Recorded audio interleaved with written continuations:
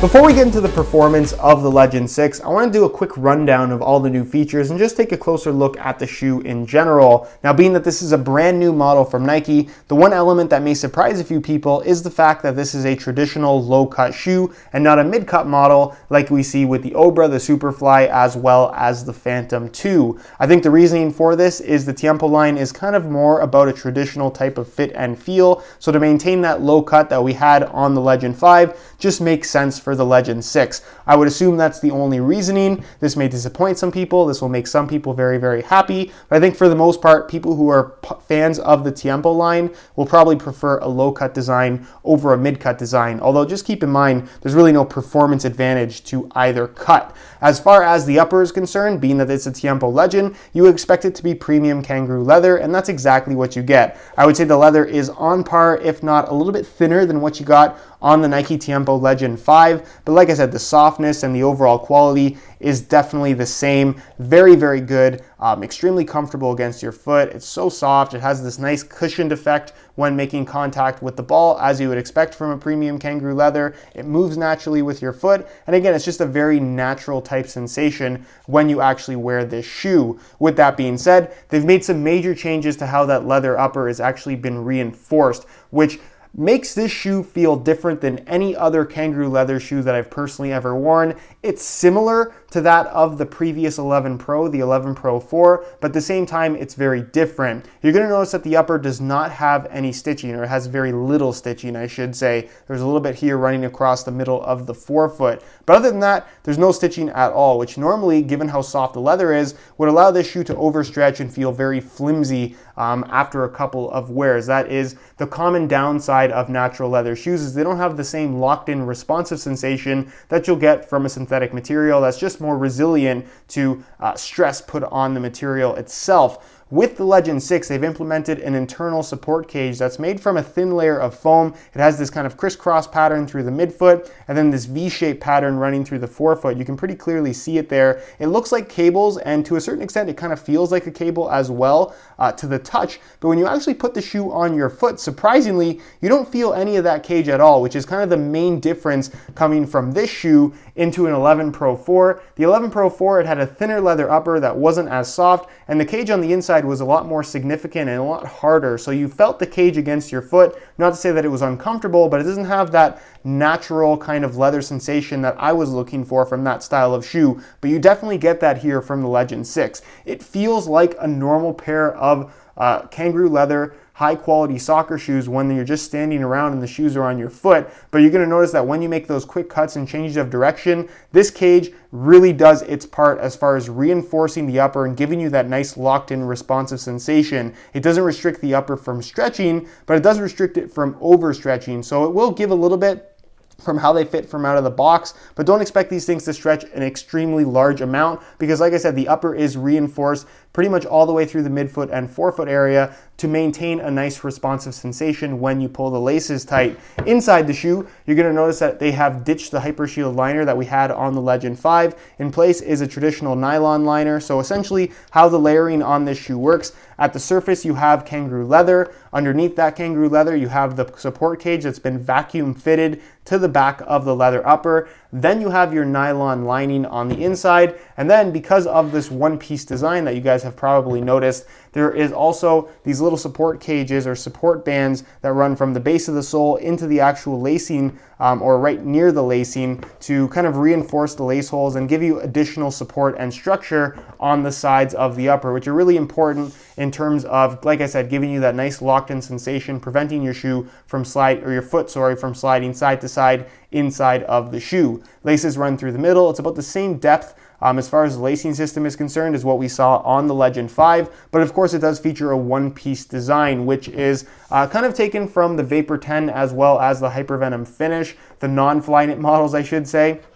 And what's interesting about this is it actually feels a lot better than I thought it would. You're going to notice that this tongue area is actually made from a synthetic material, but it does have some thickness to it, and it's a nice soft memory foam padding, so comfort is not an issue whatsoever. This would be an element that I think a lot of people will look at and automatically assume a negative feature on this shoe. I was not too happy about it when I first got these shoes on my hands, but actually putting them on for the first time, I was really pleasantly surprised by this one-piece design. What I like about it is, one, it really makes for a nice, secure, natural sensation on your foot. There's no overlapping materials, there's no tongue to slide around on you, and it just feels really, really good. Another thing that I like about it is they have actually matched the thickness of the leather pretty good. So again, you get a nice uniform touch across the entire foot, which feels really, really good, a nice seamless sensation. And the third thing I really like is how they've actually separated the tongue at the top two lace holes. So this part is fully independent, meaning that you actually have a really big opening to get your foot inside of the shoe. So it's not a hassle or difficult, I should say, like you'll find with the Hypervenom Finish and the Vapor 10. So very easy to put on, very easy to take off. And in all honesty, once the shoe is on your foot, it feels better than the Legend 5 that had its traditional tongue. I just really, really like this one-piece design. It also does a really good job of keeping the shoe feeling nice and tight on your foot. The laces don't loosen up as easily because of this double lace hole system due to the one-piece design. The upper is also finished off with ACC All Conditions Control. You can see the branding right there. This black material you see around the heel area as well as the rear of the shoe is a slightly rubberized material. Has a little bit of texturing to it, but it's so far back, it's not really something that you're going to notice when you're actually wearing it. Like I said, same cut as the Legend 5 at the back, synthetic leather liner on the inside. Pretty much that's identical to what we got on the Legend 5. Same thing goes for the sole plate and the stud pattern. TPU plastic, nothing has changed here whatsoever. So if you are a fan of the previous Tiempo Legend 5 sole plate and stud pattern, you're going to get the same type of feel and performance out of the Legend 6, because like I said, that is completely unchanged. But as an actual performance product, I really feel like this is a step up coming from the previous Legend. As far as performance is concerned, the Legend 6 has really exceeded my expectations. For those that regularly watch my videos, you know that the Legend 5 has been my personal favorite soccer cleat for the better part of a year now. So with the release of the Legend 6, obviously this has a lot to live up to, not only for everybody who's a fan of the Tiempo line, but for me personally, because I really, really like the Legend 5. And it isn't often that I say something like this, because normally when a company releases a new model and replaces the old one, especially when you're talking about top-end shoes, rarely is the new model way better than the previous one. Normally, there are some slight tweaks. You could call them improvements, but for the most part, they tend to be not necessarily better, just a little bit different. But in the case of going from the Legend 5 to the Legend 6, I really feel like this is truly a better performing shoe than the previous model, which, like I said, isn't something that I get to say all that often, and I'm going to explain why that is in just a second. So the Legend 6, what it has to offer is a very traditional type feel, but unlike something like a Copa Mundial, for example, it's going to have a more modern shape to it. So when you put this shoe on your foot, you're going to get the softness and the comfort of the premium kangaroo leather upper, but it's not going to feel like it's bulky on your feet. It's not going to feel like there's a lot of excess material. It's fairly streamlined, and like I said, it has a nice comfortable fit, as you guys can see by the clip that's rolling on screen. So no issues there in regards to fit or comfort. The break-in process was pretty much seamless. They felt really comfortable from right out of the box, and after a few hours of wear time, the leather stretched ever so slightly, softened up a little bit more, and became even more comfortable. No issues there whatsoever. As far as sizing is concerned, for those that are wondering, it's exactly the same as the previous Tiempo line. So I wore a 9.5 US in the Legend 5, stuck to a 9.5 US in the Legend 6, and the fit is absolutely perfect. For those that don't know, the Tiempo line in general runs about a half size small, so going a half size up is generally recommended, even though it is a leather shoe. As far as the overall fit and comfort level of the shoe, while they've changed a lot with the upper in terms of how it's reinforced, it really doesn't have any stitching in it anymore. It has this internal foam skeleton that is vacuum sealed to the back of the leather upper. It doesn't actually take away from the comfort of the shoe whatsoever. I mentioned this when talking about the shoe just a minute ago, in that it reminds me a lot of the internal skeleton support frame that we saw on the 11 Pro 4, but feels more natural. You don't actually feel it on your foot. They feel like regular soccer shoes. The only time you're going to notice that support frame is when you're making those quick cuts and changes of direction. It presses up against the outside. You guys can see this very clearly in the slow motion traction clips that I'm going to be showing you on screen. And like I said, it really does a good job of keeping your foot locked in place